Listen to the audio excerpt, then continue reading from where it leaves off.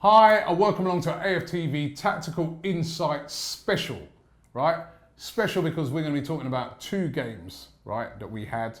First of all, the game against Tottenham Hotspur, the North London derby, where Arsenal were absolutely brilliant and got that 4-2 win. And the second game was the draw against Manchester United, where, you know what, normally I would have been leaving Old Trafford saying, you know what, a point, wow, brilliant. I was actually disappointed because I thought we should have got all three. But Graham's going to get into the reason why we didn't get all 3 points there. And first of all, he's going to talk us through the courage of Unai Emery. That's what Graham's described it as, the courage of Emery. You're really starting to love Emery, aren't you? Because of he's a tactical genius, isn't he? I absolutely love Emery. Already... You never had these things to talk about with Wenger, did you? It was no show. That's why there was no show. We used to go, give Graham a show. What were we going to talk about? There's no tactics. But there are tactics now. No disrespect to Arsene Wenger. No. But... and did you notice, first of all, Robbie, last night was the first Man United-Arsenal game for 32 years without Emery or Ferguson in the dugout?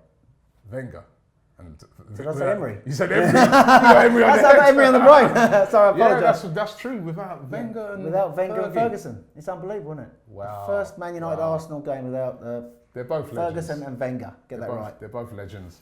But let's talk about the Tottenham game first. A wonderful win. Yeah. Now, I can see that you've broken it down into two segments. Yeah. Starting off with the first half, which of course I thought we started off brilliantly in that game. Then of course, they got those two decisions, which personally I don't think that was a penalty. I don't know what you think about that. They got it to 2-1, and then obviously in the second half we took it over. But you break it into two halves. First half, what was it we were doing in that first half? Right, I'll break it down into, obviously I've got here, as you can see on the board, I've got our first half formation, Robbie, and our second half formation, where he actually tweaked the formation twice. Yeah. He actually went 3-5-2, then he went 4-4-2. So he did 3 formations in the game? In the same game, yeah. Right. Now, the first half, he went with the 3-4-3. We talked in the previous show, would he go 3 at the back? Would he go back to the back 4? I said 3. Said 3. You said 3. Said 3. Didn't get the personnel right, I have to say that, because obviously I didn't know Ozil was going to be injured, did I? So, yeah. And to be honest with you, there's question marks whether Ozil would have been suited to the way we pressed so intensely from the start, and a lot of people have said that this week. But we went with the 3-4-3 at the start, and what we did was we pushed them back in that first 25 minutes really well. Yeah. So what I've done is I've drawn the sort of like the pitch here. This was the Tottenham back 4, Lloris the goalkeeper, Serge Aurier right back, Davis the left back, and Ventonigan and Foyth. And he had Sissoko and Dyer, who are the two defensive midfielders. So I've put them there, first of all, just to show a basic outline of the way Tottenham set up at the back at the start of the match. And I think the first thing I was very shocked about, and we mentioned it on Sunday, Robbie, I think you mentioned it, was no Alderweireld. Yeah, he went with this guy Foyth. Now Foyth, he's got a lot of faith in this Foyth, hasn't he? I don't know why. And now this Foyth, so poor. This Foyth is a young player, and obviously he's learning, but this was a massive call to play him in such a big game. He gave away 2 penalties against Wolves. And also against Chelsea. Chelsea had a shout for a penalty when he clattered into Hazard. Yep. And he ultimately made errors in this game as well. We have to mention that. As much as Ventonigan gave away the penalty and got sent off, he got turned over by Ramsey, who recovered the ball off him to set up Lacazette for one of our goals. And he was poor in the game. Yeah. And plus as well, he had that stupid American football thing on his face. Now, what is that all about? I mean, you deserve to be poor if you got that on your face and you don't perform. Right. So now, do you remember under Wenger, Robbie? We used to press under Wenger, didn't we? Did we? We did. We used to press under Wenger. I never saw it. Sanchez? Well, Sanchez used to press on his own. Yeah, do you remember Sanchez calling everybody? You see Sanchez every game, he was like, yeah, come on, and nobody be with him. No, right, but Wenger, we did press. The word games... Press close. We didn't. I never used to press anything about it. We didn't press as a team, did we? No. That was it. So this is one of the things that Emery's been trying to change, and I think this is testament to the work he's doing on the training ground. Yeah. Now we press now, I think we've been pressing all season. The press has sort of like eased off in games, but the intensity in the pressing on Sunday was great to see. And obviously Aubameyang led it at the top, but I think he has us more counter-pressing. Counter pressing. No, So what's the difference? the difference, right? Well, a counter press is more that when you lose the ball, you hunt in packs to get it back, right? And also when they play out. So, for example, if I draw this here, so if Lloris wants to go out to Van Tongeren or to Foyth, the moment it comes into Dyer and Sissoko, Iwobi, Closing him. or Torreira Yep. are on them. Yep. So the moment Tottenham got the ball, people straight onto them, pressing. But the counter press, just to make the difference, is the moment we lose the ball, we're hunting in packs to get it back. So just imagine Iwobi had got the ball and then he's lost it. 2 or 3 players would come in, counter pressing to get it back quickly. And that's what we were doing really well on Sunday. It led to Tottenham being really rash with their passing. I've never seen a Tottenham team give the ball away, playing the ball into areas where there are no players. We were forcing them into mistakes, and it all came really through the pressing from the front, the intensity that we set off at in that match, Robbie, and also when we lost the ball, we were counter pressing to get it back as quickly as possible. A bit like what Klopp does at Liverpool. What's the word for it? Is it the Gurgen press? The Gurgen press. The Gurgen press. Whatever they call it, I call it a counter press. So the moment you lose the ball, you're counter pressing to get it back, Robbie. So that's why in that first 20 minutes, we put so much effort into that game. Now, a lot of people were saying that Tottenham were tired because they had 2 games, hard games against Chelsea and against Milan. And I think there was something in that. We had the luxury of resting players in midweek, so that helped. But I think that obviously at the start of the game, you still expect their team to be fresh. I think that was more later in the game. You could argue that they were tiring and we took advantage. But at the start of the game, I think we shocked them. We shocked them with the intensity of what we went. And that was so un-Arsenal-like, I think you could argue. From, in Arsenal teams years gone by. Under Wenger. So yes, we pressed under Wenger. But what we've got under Emery, and I absolutely love this manager. He had to be swearing on a podcast this week, I have to say, which is not like me, but I was, is the way that tactically the man has made an imprint on the club already, Robbie. He's only been there a few months, and already he came in to replace Wenger. You have to remember, Wenger's footprint was all over the club. Yes, he'd gone, but he was replacing a man who was an institution for 20 odd years. And he's got the courage, really, the way he's set about with his work on the training ground and the way he's tactically switching games, which we'll talk about in a minute, is a credit to the way he's come in. And I think if ever there was a game where the fans really recognise what a good tactical manager we've got, if anyone didn't believe we've got a good tactical manager, it was Sunday. He's getting the best out of our group of players, right, every game. And he's changing formations. Players are having to work for him or they don't get selected. And that was reflected, I think, the way we started the game, the confidence in the team, the intensity of the impressing and the counter-press right at the start, which rocked Tottenham and led to our first goal. Now, despite the excellent pressing, we went in at half-time 2-1 down, right? Now, second half, you're saying that you went with 2 different formations to deal with the fact that we were losing the game, to try and retrieve it, which it worked brilliantly.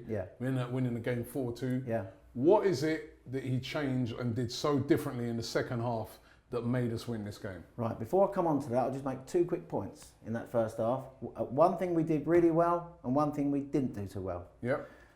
I said in the preview show with you, I thought we might target this man, Davis, down the left-hand side. We've had a lot of joy against Davis in this area before.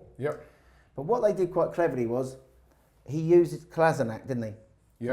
Kolasinac up high. And Kolasinac created 5 chances on Sunday. 5 chances. Wow. And when we were 1 up, he put 2 balls into the box, one for Bellerin that was blocked and one for Aubameyang where he couldn't quite get it out of his feet. Out of his feet. So we had 2 great chances. How did they do that? And the key to that was Iwobi. Iwobi was coming down this side, dragging Aurea into there, and that allowing Kolasinac to get on the outside in a free position. Tottenham were not tracking back and enabling him to get these crosses into the box. And that's what led to the chances. So that was one of the positives of the way the system, using Kolasinac high. I talked last week, Robbie, about the disparity between Kolasinac defending and attacking. This system, 3 at the back, remember Kolasinac was one of the stars of the Bundesliga in this left wing-back role, is suited to Kolasinac. And he has been absolutely a monster. Absolutely powerful, surging runs, getting crosses in cutbacks, not just crosses, cutbacks, low cutbacks into the box, and he's been immense in that position. And that's how we did it. We dragged Aurier inside, Iwobi took him into a narrow position, allowing Kolasinac to get on the outside. So we did that really well, but towards the end of the first half, as you said, we ended up going 2-1 down because we play a very high line under Emery, and they were able to get through the lines a couple of times. Song threatened a couple of times, got in, got a couple of shots away, as well as diving quite a bit. As you know, Tottenham players diving. Robbie, what is it with diving? Listen, I felt both of their goals. The first goal, he dived to get the free kick. Nobody touched him. He just barely, just like a hand on him, and he fell over. Socrates. And the second goal, well, everybody knows he dived. That's not even in question. And I made a point in the interview on Sunday. There was Mike Dean, and it's good of him to level the game up at 11-all when he sent off Ventonigan. We were playing against 12 in that first half, weren't we? Mike Dean had a call to make there in that first half. We have to say that because when Song bursts through into this position, Holding goes to the ground. Now, why Holding needed to do that? And he run the risk of what ultimately happened. He kind of pulled himself out. He was trying to pull out. Now, he might have flicked off him. But I would argue that Song, and I'm sorry about this because the Tottenham penalty box, if you imagine Song's here, it's red here, so there's Song. Now, as he's running through, Holding's here, the ball is going away from Song out of play. Is Song losing an advantage when he's lost the ball, even if he's been slightly touched by Holding? I would argue the referee could have a perfectly legitimate argument to say you've lost control of that ball. Oh, well, he had lost control of the ball. So no penalty anyway. Yeah. So anyway, so we go in 2-1 down. Now I watched I was on that side of the stadium on Sunday, and I watched Emery. He was sort of like, when we went 2-1 down, he was like that. You know, he was thinking to himself, and I see it on Twitter as well when I come home in the evening. You know, and he must have been thinking, I've done everything right in this first half and I'm losing the game. Yeah. What the hell has gone on? And I think defensively, I think he knows there's still work to be done defensively at the club. Well, most definitely. Right? Definitely. Yeah. So what did he do at half time? And this is why I've called it the courage of Emery. Yep. He went with a 3-5-2, a 3-5-2 formation, and this was absolutely brilliant.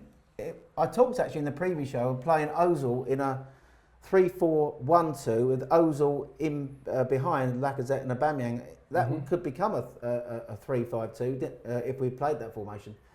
But what he did brilliantly, Ozil was out with a back spasm or whatever.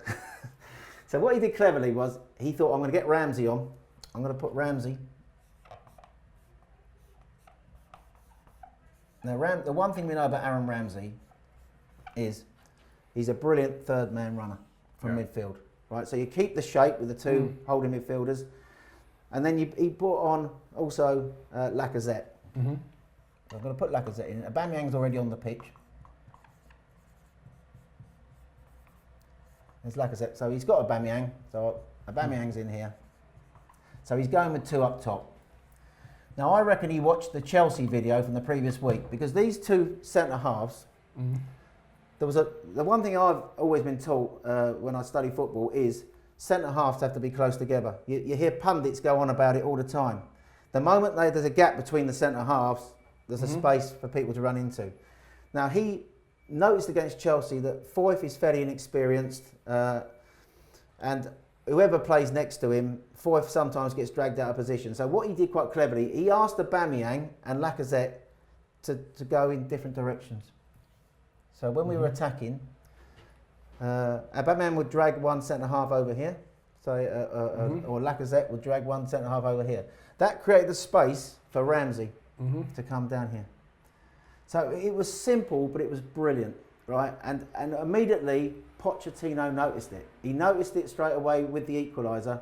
The equaliser actually didn't come from, it came from a brilliant ball from Bellerin actually, which was weighted, perfect weight on the pass, and Ramsey was able to actually get it into, come across here and flick it over to Aubameyang, who took it first time early. What a goal. It was an unbelievable goal. Everyone was absolutely out of their seats. But that wasn't in effect what I was talking about, but it showed intent, right? And what he then had cleverly, he had Aubameyang and Lacazette moving, as I say, dragging these centre halves out wide, and Ramsey creating all sorts of havoc coming into the space. And I think that's why he matched us up in formation, Pochettino. Yep. He went 3-4-1-2, I believe, or 3-4-3. But he certainly switched to three at the back. He asked Dyer, I'm just going to You had a black pen, Robbie. He asked Dyer to come into a 3. Solidify it. Solidify it. Because he knew that these centre-halves were being dragged into wide areas. So he noticed that. And it was almost like karma, because Dyer was the Tottenham player who scored the goal, who set off the incident in the corner. Yeah. And Dyer was the defender, who's meant to be an England holding midfielder, meant to be a centre-half. Could not water. Right. And when we took the lead 3-2, it was when the Ramsey robbed Foyth, didn't he? Recovered the ball off Foyth, sent it into the direction of Lacazette, who still had a lot of work to do, mind you. But Dyer just stood off him, turned his back. Never. I say to my son when he's playing football, never turn your back. He's 9, right? Never. How can you? And you know that's what causes the deflection. Yeah. So Dyer. Slight deflection. Dyer turns his back. Yeah. Lacazette gets the shot away, which Lacazette slipped actually when he hit the shot. Yeah. And it flicks off Dyer's leg and goes round Lloris into the corner. Yeah. And then the other goal, that was Dyer again, wasn't it? Yeah. Because it was Torreira who spun Dyer. And what happened there was, again, we have to say, Aubameyang, by now got my pen, was to come down to here and spun it in for Torreira, who actually run off Dyer. And Dyer just let him go. So that led to the, not the 5th goal, as I said on the video on Sunday. I made a mistake there. I thought it was that 5-2 again. Yeah, we beat them 5-2 twice. So I apologise to everybody, and everybody pointed that out to me in the video. As they always do, don't worry. They always do. So, but it was 4-2, not 5-2. But that was a brilliant tactical switch by Emery that pulled that game out of the fire, Robbie, and won us that North London derby. And you say the courage of Emery. Then we followed it up, of course, with the game against Manchester United. Now, as I said at the start of the video, I was a bit disappointed that we didn't get all 3 points because it was a different type of game. Me and you were sort of talking off air, and we was talking about the physicality of Manchester United, which I thought they was allowed to get away with a lot as well. They were really physical. They got really big players, a really big team. They were really physical. What I liked about Arsenal is that we stood up to that. In times gone by, we would have been bullied out of a game like that. That didn't really worry us, even though we've had players like Holding go off now. He's going to be out for ages, apparently. Ramsey, I don't think his injury's so bad, but we got a lot of injuries in the game which affected us. But twice we were in the lead, and that's why I'm disappointed, because especially that final goal. But what did you make of our defending in that game? Well, I have to highlight the fact that we were sloppy and we switched off. And we held the lead twice in that game for no more than 4 minutes for the 2 goals. Not good. And that's shocking. That is absolutely shocking. I think that Man United, I've watched a lot of Man United, well, I've fallen asleep watching Man United over the last few weeks. But they haven't been as physical as they were last night. Yeah, they were very physical. And I think that a lot of our players looked tired from Sunday. I think that took a lot out of them. I think, I'll just highlight 2 points before I talk about the defending. I honestly think Granit Xhaka was badly missed last night, Robbie. Yeah, he was. And also, and I might take a bit of stick in the comments here, I would say Mesut Ozil was bad. I do think as well. I think his creativity, we lacked creativity in that game. Not just the creativity, the way Ozil protects the ball. He's a one player, and Xhaka also is our player who builds the play. Yeah. So we couldn't keep the ball. That was the big issue for me last night. We were not keeping the ball, kept giving the ball away. They were very physical, as you said, and they were more physical than I've known them be for a number of games. But I think Mourinho always thinks, he's from his old days, Muscle them off. We are different under Emery, but there's still some of the old failings are still there, and maybe I think a combination of the fact that we were maybe a little bit tired, jaded from the Sunday was a part of the reason. But I think for me, Xhaka and Ozil, we needed to keep the ball better, and we didn't do that in the game. First goal. Yeah. The first goal. The first goal that they scored. Troops were saying to me, Leno didn't push it out enough. Yeah. You agree with that? I thought it was a great save. I think Leno got it out far enough. But our players didn't react. No, and there was two key players who didn't react in that situation. And the first one was when it goes out on that our left hand side, their right hand side. Iwobi is not alive to the situation. No. And Herrera Herrera comes out here on this side to retrieve it, whether he's onside or offside, I don't know. Well, everybody reckoned he was offside. Yeah.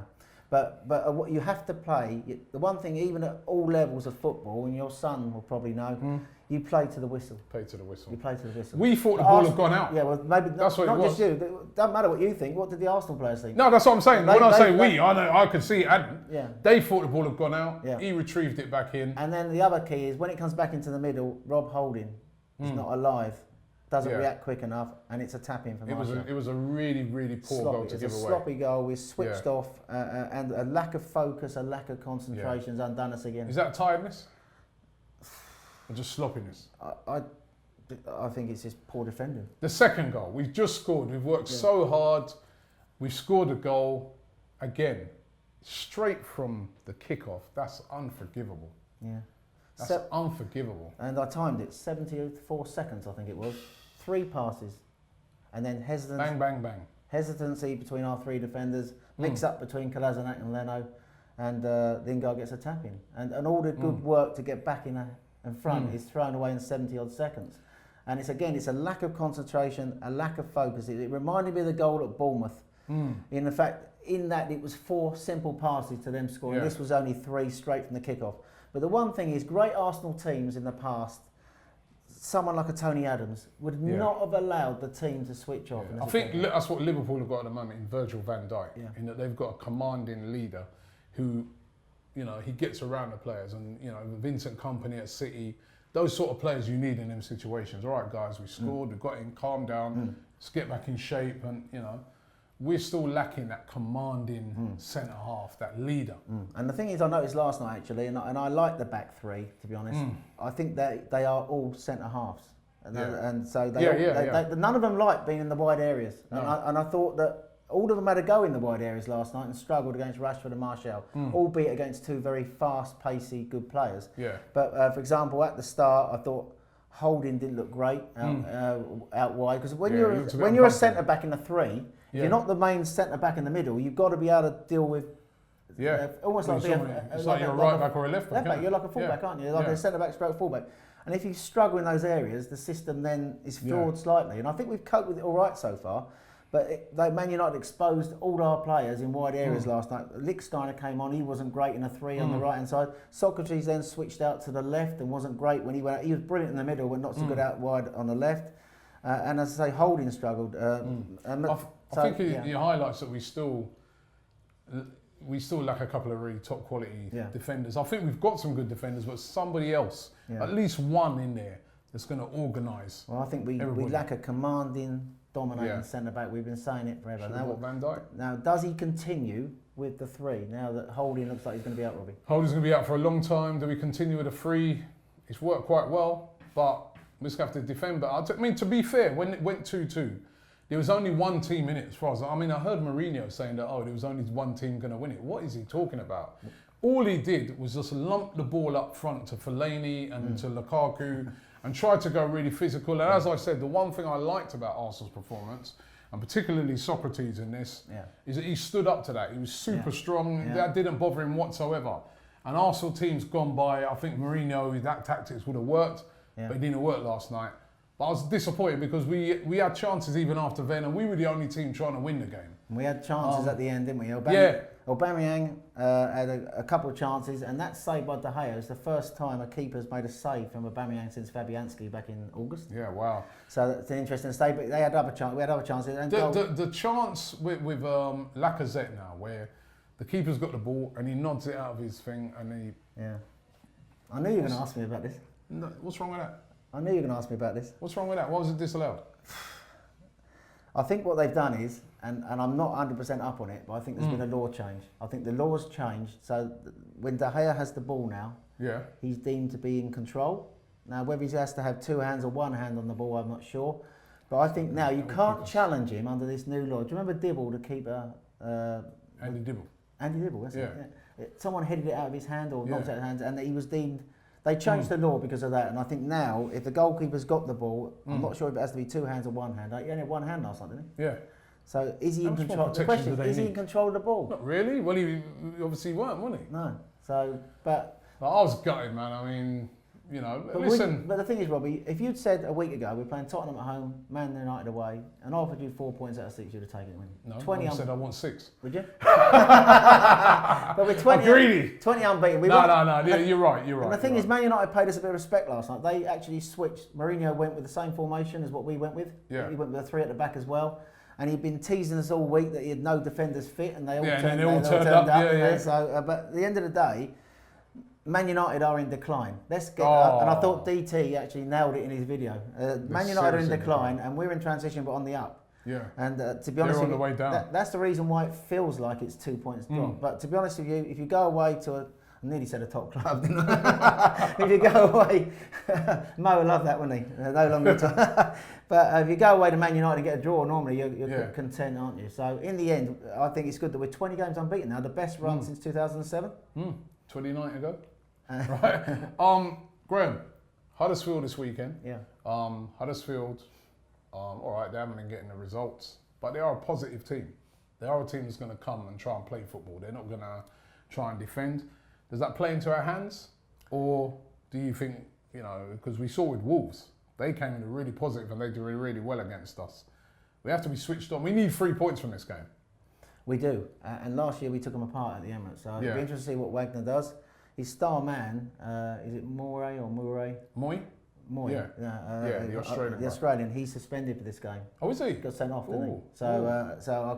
So he's going to be a big loss then, because I watched him against Wolves and he was one of the best. He's a quality player. He's a quality player. Very good at set pieces as well. They have got a very good. They did have a very good central midfield 3 with him in it. So he'll be missing on Saturday. So I don't think we can take Huddersfield lightly. No. I think they have been improving in recent weeks, and they were very unlucky. Obviously, they had a debatable sending off against Brighton that turned that game when they were winning. Yeah, that was him. Yeah. So, but having said that, I think it'd be interesting to see if he goes now, stays with the 3 at the back with holding out. He could bring in Monreal, Koscielny, can they? I don't think it'd be Kos, but I think Monreal's close to fitness, isn't he? So you think Monreal might be back? Could do with Monreal back. And Monreal would be good defending. He's a fullback who could defend in the wide areas, and also he's played in a 3 with Wenger when Wenger played 3 at the back, hasn't he? So we could stick with a 3 at the back. It'd be interesting to see if Ozil comes back when he's going to be fit. The back spasm. But I think that there's a lot to like, and I just want to close by saying that I think this was the game, the Tottenham game, and this was the week when we realised what a good manager we've got. Everybody, remember, everyone was questioning. Oh, you ain't played no one. We haven't played no one, have we? He's got 18 unbeaten, but he has who's he beat? And he's beaten Tottenham, and we got a good point at Old Trafford. Another point is that when he came, he talked about tactics, and people were questioning whether he could with this group of players. And he hasn't had the transfer windows yet to build his team. And it'd be interesting to see what they do in the transfer window. Obviously, Welbeck's got to be replaced, and I think Sven Mislintat is obviously in charge of recruitment. And I think we are moving, Robbie, towards that Dortmund model. I know you're not going to like it, the way Dortmund gate crashed the Bundesliga with a more economical model of bringing players. Listen, I don't mind that. I don't mind. Listen, Torreira is one of the buys of the season, and he didn't cost a lot of money. I don't mind that. Socrates has been brilliant. But I do think that there are occasions also, you have to have a combination of 2.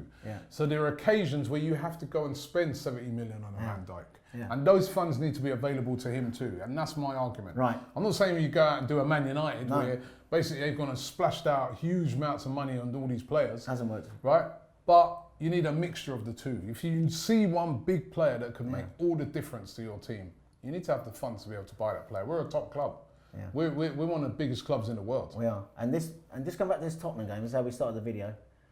This was the big game for Emery, where he really made his stamp on the club, his identity on the club. He was under pressure at half-time, 2-1 down. He had the balls to go 3-5-2, to change it, and he won us that match. And that's when I realised what a good manager we've got. I absolutely love Emery. I love the way, on the touchlines, watching him, the way he tells them to go short, he's telling them to go long, He's on the pitch with them. He is like a 12th man almost there. I love that to see. We never had that with Wenger, did we? No.